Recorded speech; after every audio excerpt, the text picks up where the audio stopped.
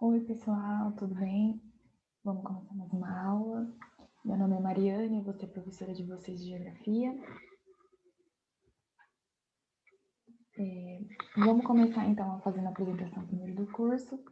Eu não sei se está todo mundo no grupo, que eu passei pelo WhatsApp, mas se não estiverem, depois vocês entrem. A Geografia, dentro do nosso cursinho, ela vai ser dividida em duas frentes. Uma das frentes sou eu que vou tomar conta, eu vou passar para vocês esse ano sobre a Geografia Humana, dentro da Geografia Humana, a Geografia Política. E a outra parte, que é a Geografia Física, ela vai ficar com outro professor, que daqui mais para frente vocês vão conhecer. Hoje, na nossa aula, a gente vai aprender sobre duas partes muito importantes dentro da geografia política, que é um pouquinho sobre o mundo contemporâneo e as ordens mundiais. E vamos passar aqui.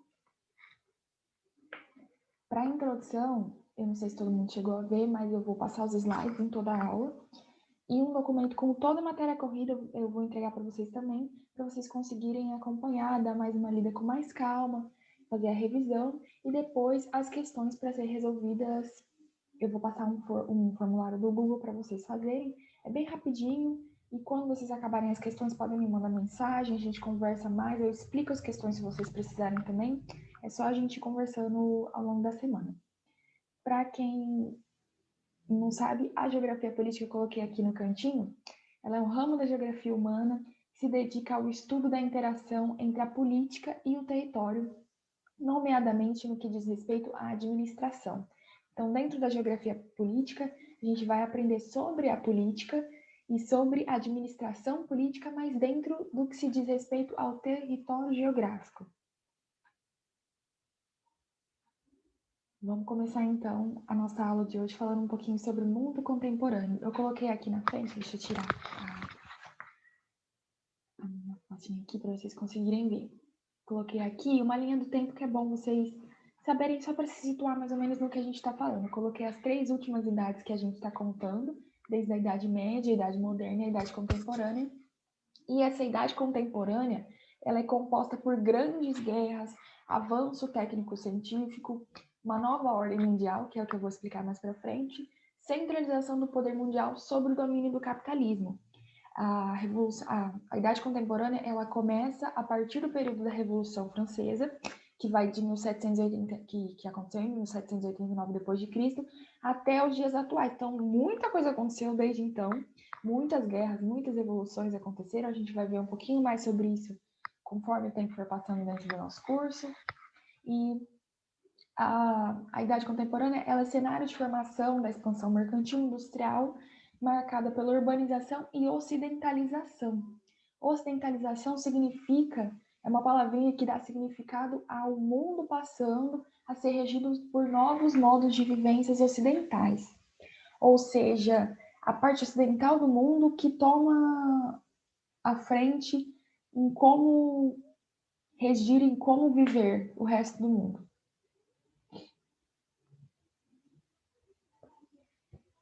Guerras e revoluções marcam esse período, como eu já disse, assim como nações que expandem e marcam outras terras com suas colônias, como suas colônias e territórios a fim de exercer hegemonia.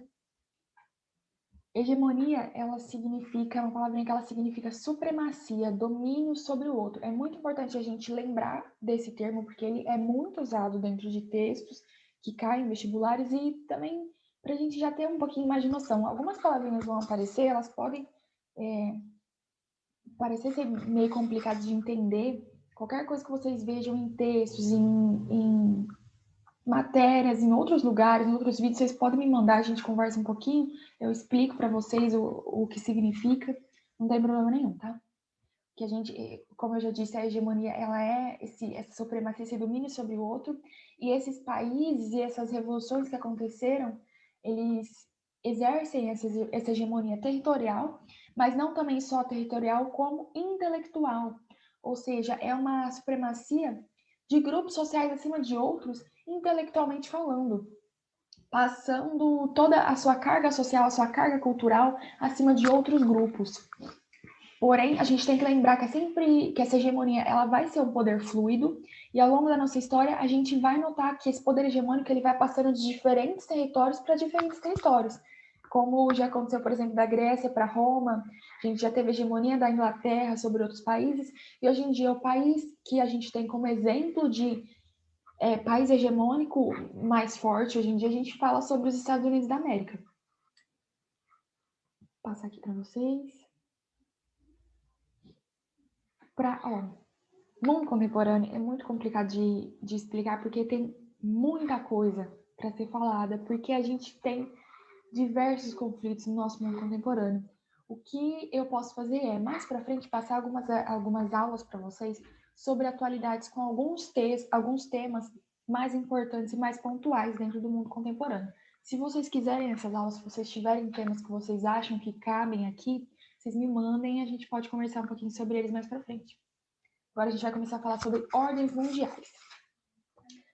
Vamos ler aqui um pouquinho então juntos. Ordens mundiais. O termo ordem mundial dá significado a uma ordem que estabelece dentro do cenário mundial e dita os modos de vivência, seja ele social, político ou econômico. Então, quando a gente fala em ordem mundial, a gente está falando sobre uma ordem estabelecida dentro de um plano, dentro de um cenário que é mundial. A gente vai tratar sobre a ordem bipolar, que também pode ser chamada de velha ordem, e a ordem multipolar, que também pode ser conhecida como nova ordem mundial. Vamos falar um pouquinho primeiro sobre a ordem bipolar. Aqui na frente, ó, como vocês podem ver, eu coloquei as datas mais importantes que vão situar para a gente saber, que nem eu fiz na primeira slide. Bom a gente saber a data da Primeira Guerra Mundial, que vai de 14 a 18, o entre guerras, que vai de 19 até 38, Segunda Guerra Mundial, que vai de 39 até 45, e a Guerra Fria, que vai de 1947 até 1991. Bem importante a gente saber essas datas para a gente, quando estiver conversando dentro do nosso tema, se aparecer uma data, a gente já sabe onde está. Então vamos lá. A ordem bipolar, ela é caracterizada por dois polos de poder político: econômico, militar, sendo eles a URSS, que é a União das Repúblicas Socialistas Soviéticas, também mais conhecido como União Soviética, e os Estados Unidos do outro lado. A ordem bipolar, ela vai durar da Segunda Guerra Mundial até o dissolvimento da União Soviética. Então, assim, é um período de tempo bem grande, vai de 45 até 91. E a bipolaridade, ela é caracterizada por questões ideológicas que a gente vai ver que são o capitalismo e o socialismo. Ele vai ser marcado por esse capitalismo que vem advindo dos Estados Unidos e o socialismo que vem advindo da União Soviética. O capitalismo, ele é um sistema econômico baseado na propriedade privada, nos meios de produção e na operação com fins lucrativos. E o socialismo, ele vai se referir a uma administração e propriedade pública ou coletiva dos meios de produção e distribuição de bens, de uma forma igualitária. Então, vai se propor a construir uma sociedade caracterizada pela igualdade de oportunidades e meios para todos os indivíduos. Então, na época da ordem bipolar, dessa velha ordem mundial, o mundo ele foi dividido, tem alguns mapas, infelizmente eu esqueci de colocar aqui, mas depois eu vou passar para vocês. Tem alguns mapas que mostram que a parte capitalista ela era dividida pela cor azul, que ficou bem marcado na época até, e a parte socialista ela era dividida pela cor vermelha, até por conta de toda a questão ideológica do comunismo, que ficou muito conhecido e muito marcado pela cor vermelha. O processo de implementação, agora a gente vai falar um pouquinho sobre como que a gente chegou nessa ordem bipolar, e para a gente entender isso, a gente precisa saber pelo menos o básico sobre a história do desenvolvimento dos Estados Unidos e um pouquinho sobre a União Soviética também. Começando pelos Estados Unidos. A gente vai ter, desde o comecinho, lá na independência dos Estados Unidos, depois da independência dos Estados Unidos, dando continuidade no século XIX, o surgimento da Revolução Industrial, que foi extremamente importante. A gente precisa lembrar que a Revolução Industrial foi onde tudo começou. Além obviamente, da parte da independência, a gente tem a Revolução Industrial que é do século XIX nos Estados Unidos, que ela é extremamente importante, porque daí vai começar o processo de implementação de indústrias e assim vai se acumular capital industrial. Quando a gente fala de capital, essa palavrinha, ela significa qualquer bem econômico que possa ser usado na geração de outros bens econômicos. É basicamente o dinheiro que gera certa coisa. Então, a gente tem a indústria. Foi acumulando-se capital industrial, quer dizer que foi produzindo coisas e com essa produção de coisas foi gerando dinheiro e assim acumulando esse capital que veio da indústria. O país ele começa então a financiar e fornecer equipamento bélico durante a Primeira Guerra Mundial, assim acumulando riqueza e se desenvolvendo economicamente. Lembrando que os Estados Unidos eles ficaram neutros na Primeira Guerra Mundial nos 2 primeiros anos. Eles só foram entrar na Primeira Guerra Mundial no 3º ano da guerra. Então foi bem na meiuca da guerra que eles entraram.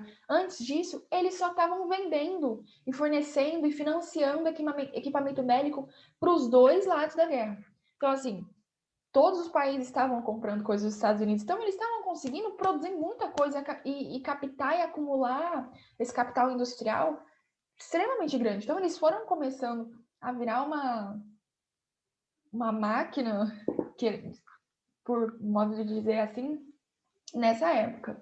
Então, quando acabou a Primeira Guerra Mundial e veio o Entre Guerras, a gente se depara com uma Europa que estava devastada.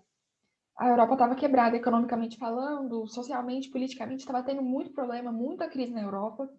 E os Estados Unidos ele entra na jogada como um financiador da reconstrução do continente europeu. Eu já falei dessa parte aqui. E ele consegue acumular o capital econômico e desse financiamento também a gente vai surgir o termo American Way of Life. Tradução literal é jeito de viver americano. Vocês já devem ter ouvido falar disso no ensino médio com as outras professoras ou professores.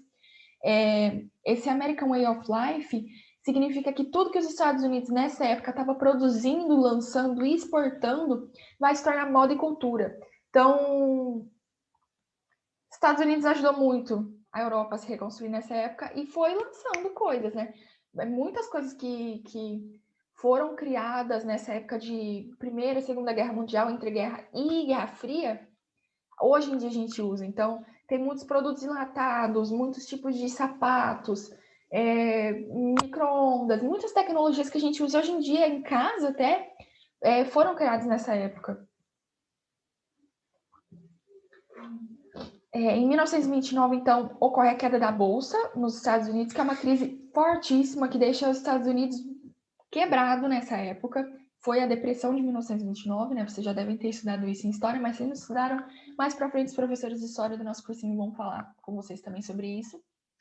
Eu só estou dando uma passada assim por cima para vocês conseguirem se situar dentro do que acontece na história dos Estados Unidos para entender por que ele virou essa grande potência econômica ibérica, né? E depois, em 1944, vai acontecer a Conferência de Bretton Woods. Essa conferência é muito importante porque ela vai estabelecer um novo sistema de gerenciamento econômico internacional. Ou seja, as trocas comerciais do sistema capitalista, elas vão passar a ser feitas no padrão dólar. Antes, elas eram feitas no padrão ouro, que, mais uma vez, a gente percebe que antes era uma hegemonia mais da Europa, né?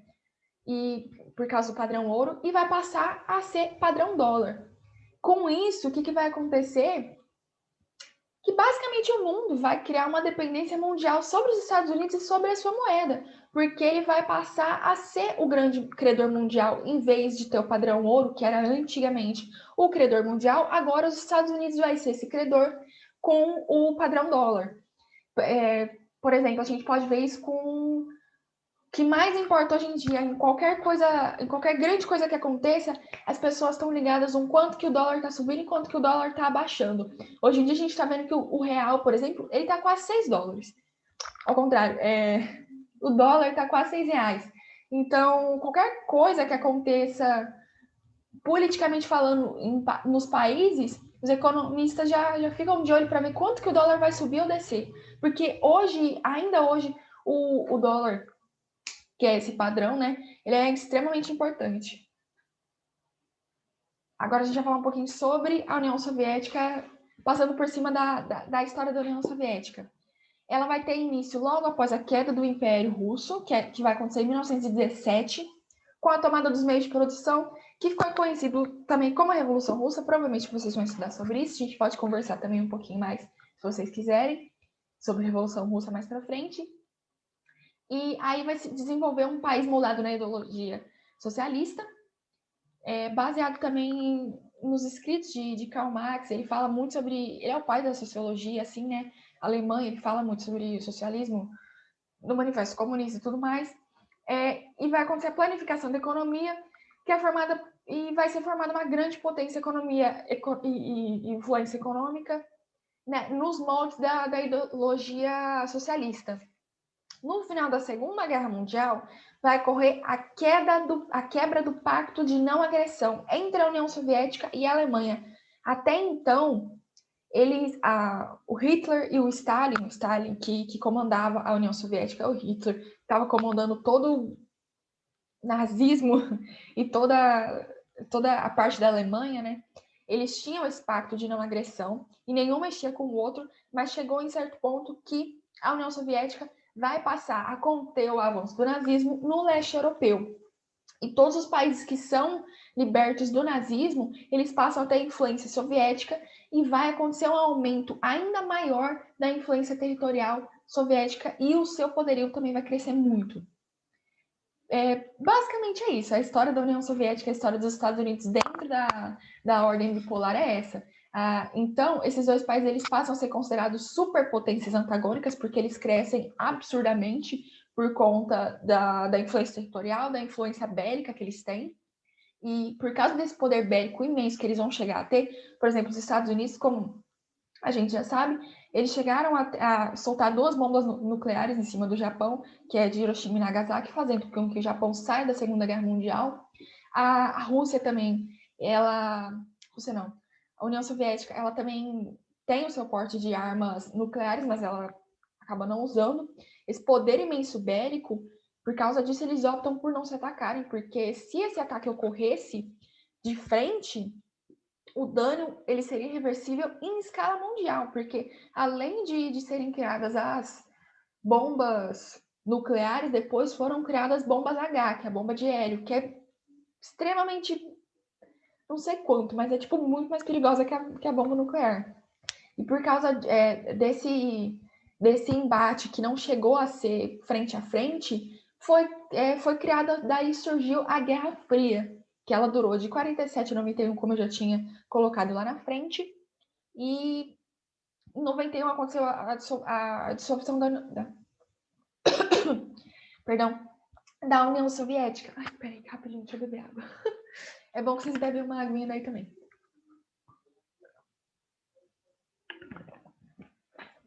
Gente, se hidratem, pelo amor de Deus. Voltando ao assunto, desculpa. A gente vai ver essa Guerra Fria que vão ser esses dois países, essas duas potências, ainda dentro dessa ordem bipolar, que elas não se batem de frente, porque elas sabem que se elas se bater de frente, o dano vai ser irreversível. Mas dentro da Guerra Fria, a gente vai ver que vão ter vários avanços tecnológicos, porque como elas não podem se bater de frente, elas vão achar outros meios de mostrar a sua soberania diante do outro país. E daí vai surgir a corrida espacial, a corrida armamentista, vão surgir desenvolvimentos tecnológicos muito maiores. Então, por exemplo, dentro da corrida espacial, a União Soviética foi lá e mandou um cachorro para a Lua. Daí os Estados Unidos foi lá e mandou o homem para a Lua. Então, cada vez mais eles tentam crescer em cima do outro. Isso trouxe para a gente vários avanços tecnológicos, né? Obviamente que a gente usa até hoje. E em 1991 acabou acontecendo a dissolução da União Soviética. Também foi quando, se eu não me engano, nessa época também foi quando caiu o Muro de Berlim. E aí, com a dissolução da União Soviética, a gente vai entrar na próxima parte, que a gente vai falar sobre a próxima ordem mundial. Agora a gente vai falar sobre a ordem multipolar, ou conhecida também como nova ordem mundial. Eu coloquei aqui em cima, deixei para vocês também a mesma coisinha das datas, só para situar vocês. como eu já tinha falado, com a dissolução da União Soviética, vai passar a ter somente um polo político de poder, que vai ser, por um tempo chamado de polo unipolar, né? Caracterizado pelos Estados Unidos, e ele vai ser a única potência principal bélica do mundo. Depois que os Estados Unidos passam a ser essa única potência bélica do mundo, depois que cai sobre terra a ideologia do socialismo, né? Porque depois que o socialismo e a União Soviética é dissolvida, os únicos países que continuaram carregando essa ideologia socialista foram Cuba, China e, se eu não me engano, a Rússia também. Mas só esses, a maioria, né? Depois, o resto dos países, eles continuaram dentro da ideologia capitalista. Mas a gente também tem que pensar em outra ótica de pensamento que foi implantada na época da ordem multipolar, que foi a de concorrência e colaboração. O sistema econômico ele passa então a ser pautado por diversos polos de influência, que é a chamada multipolaridade. Por isso que é ordem multipolar. Essa nova ordem mundial, ela também pode ser chamada de ordem unimultipolar, que vai se referir à unipolaridade militar dos Estados Unidos, que vai ser essa potência bélica, e multipolar, referindo-se economicamente aos outros países que vão emergir como potência econômica pós-Guerra Fria. A gente deve... Tá, a gente está vendo que os Estados Unidos ele vai tomar esse poder só como potência bélica, e os outros países eles vão começar a emergir como potência econômica, mas a gente tem que pensar que os Estados Unidos, ainda assim, dentro da multipolaridade, vai carregar uma influência econômica, política, social e militar massiva sobre outros países. Ele é uma potência imperialista que ainda hoje exerce muita força. Quando eu falo de imperialismo, eu quero que vocês entendam que essa palavra ela significa uma prática que através da qual nações poderosas procuram ampliar e manter controle e influência sobre povos ou nações mais pobres. O imperialismo ele é associado com a expansão econômica dos países capitalistas. Então, hoje em dia, como a gente sabe, os Estados Unidos é um dos países capitalistas e econômicos mais fortes. Então, ele é considerado sim um país imperialista que põe as suas forças em cima de nações e outros países mais pobres que têm um sistema capitalista que é chamado hoje em dia de capitalismo periférico. Capitalismo periférico, ele vai se referir a países que eles exportam. Então, tudo que eles produzem, eles estão exportando para fora para conseguir o seu capital. Esses são os países periféricos. Os Estados Unidos ele é considerado um país imperialista e capitalista até selvagem, porque ele importa tudo dos países periféricos e vai fazer o seu capital girar em cima disso.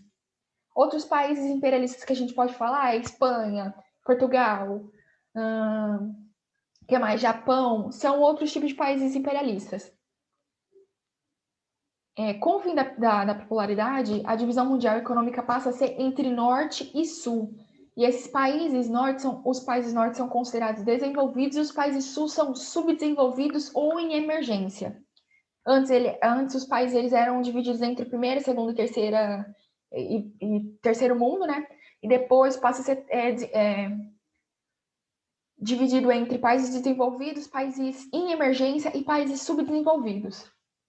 Só que essa divisão entre norte e sul, ela não tem a ver, ela não tem ligação com a divisão de hemisférios na linha do Equador. Então, a linha do Equador é uma coisa, essa divisão entre a linha do Equador é uma coisa, e essa divisão econômica entre norte e sul é outra completamente diferente. Gente, eu não sei o que aconteceu. Esse mapa tá horrível. Ficou muito feio, mas no documento que eu passei para vocês, eu até tô aqui com a minha colinha, dá para ver melhor, tá? Então, tá vendo essa linha verde que tá dividindo entre rosa e amarelo? É a divisão econômica entre norte e sul. Os países que estão em amarelo são os países que são considerados desenvolvidos e os em rosa, subdesenvolvidos. Tanto que vocês podem notar que a Oceania, tecnicamente, seria sul, né? Considerando a divisão da linha do Equador, é um país do sul. Quando a gente considera na divisão mundial econômica, a Oceania é considerada um país desenvolvido. Então, a Oceania está na parte norte econômica do mundo. A nova ordem mundial, então, ela é caracterizada pelo fortalecimento da globalização. Eu vou falar sobre globalização com vocês na próxima aula. Infelizmente, o professor Nicolas, da Geografia Física, ele vai aparecer para vocês daqui só 2 semanas, porque a próxima aula também é minha, porque a gente tem muita coisa para falar ainda sobre ordens mundiais e globalização. Então, a ordem mundial ela vai ser caracterizada por essa globalização, crescimento do neoliberalismo e o surgimento dos blocos econômicos. A gente tem um senso comum neoliberal que permeia a visão da maior parte da sociedade e constam como características o mercado como o melhor mecanismo de satisfação das necessidades das pessoas. Assim como a ideia da iniciativa privada é sempre mais eficiente do que qualquer instituição pública sem comprovação efetiva. Então, acho que vocês já devem ter ouvido muita gente, algumas pessoas falarem, porque tem que privatizar o SUS. Isso é uma ideia neoliberal de que tudo que vem de instituição privada, de iniciativa privada, vai ser melhor do que instituições públicas estatais. O liberalismo ele é basicamente uma doutrina que baseia a liberdade individual em todos os campos, sejam ele político, social e econômico. O liberalismo, essa ideologia ela é bem forte, ela surgiu dos Estados Unidos e depois ela foi mudando com o tempo e virou o neoliberalismo. Só que a diferença entre o liberalismo e o neoliberalismo é que no neoliberalismo ele defende a absoluta liberdade de mercado e uma restrição à intervenção estatal sobre a economia, só devendo ocorrer setores imprescindíveis e ainda assim num grau mínimo. Ou seja, o neoliberalismo ele defende o Estado mínimo. Vamos pensar aqui no Brasil.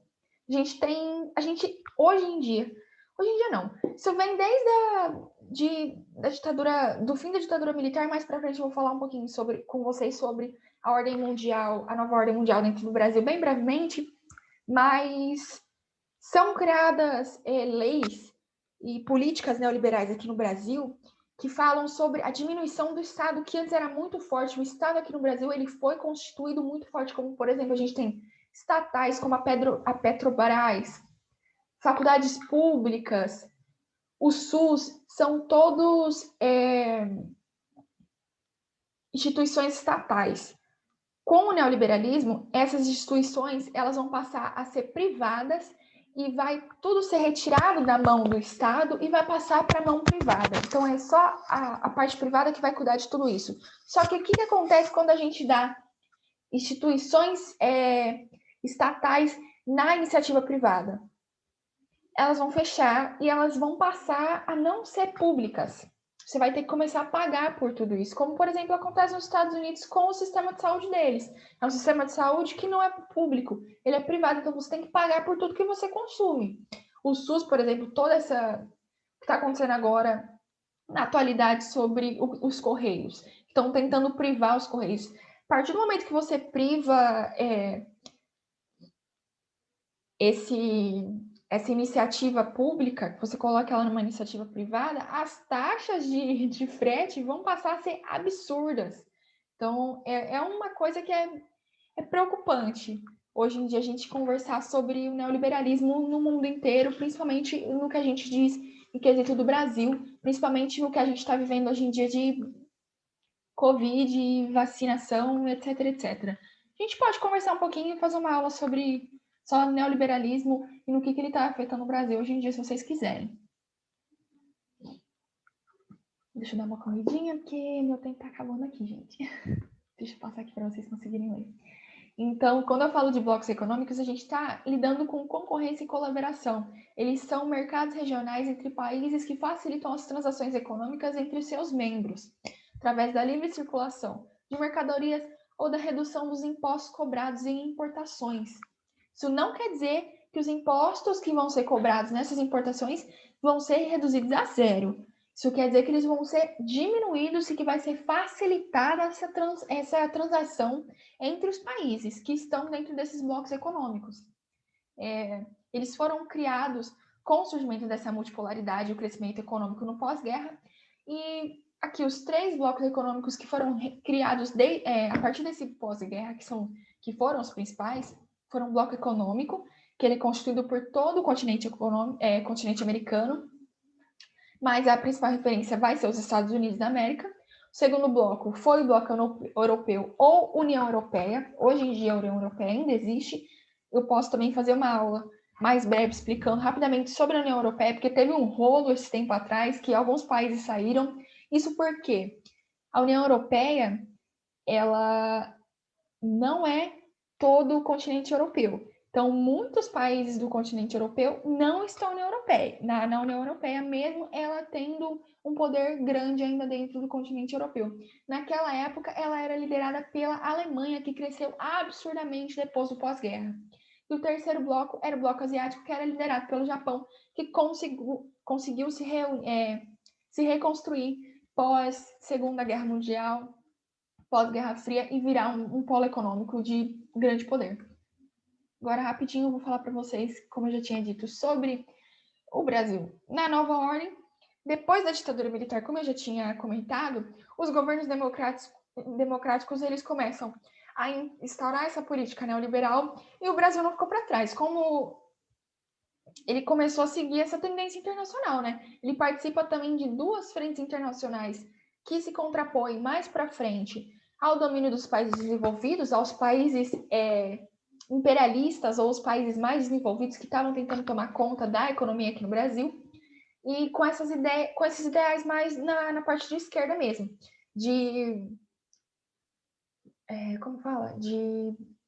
tentando colocar o nosso país na frente, né?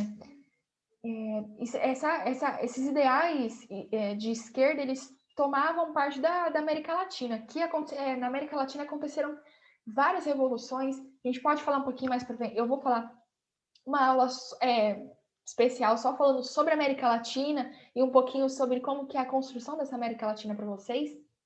E o Brasil ele também integra um dos blocos econômicos que o Brasil fica mais forte, é o BRICS, que é Brasil, Rússia, Índia, China e África do Sul, que eram os principais economias emergentes, e esses países eles se unem de maneira informal para tomar as ações estratégicas nos campos econômico, política e internacional. De um modo geral, então, o Brasil, a participação dele na nova ordem mundial vai ser de buscar as melhores condições para a promoção do seu desenvolvimento.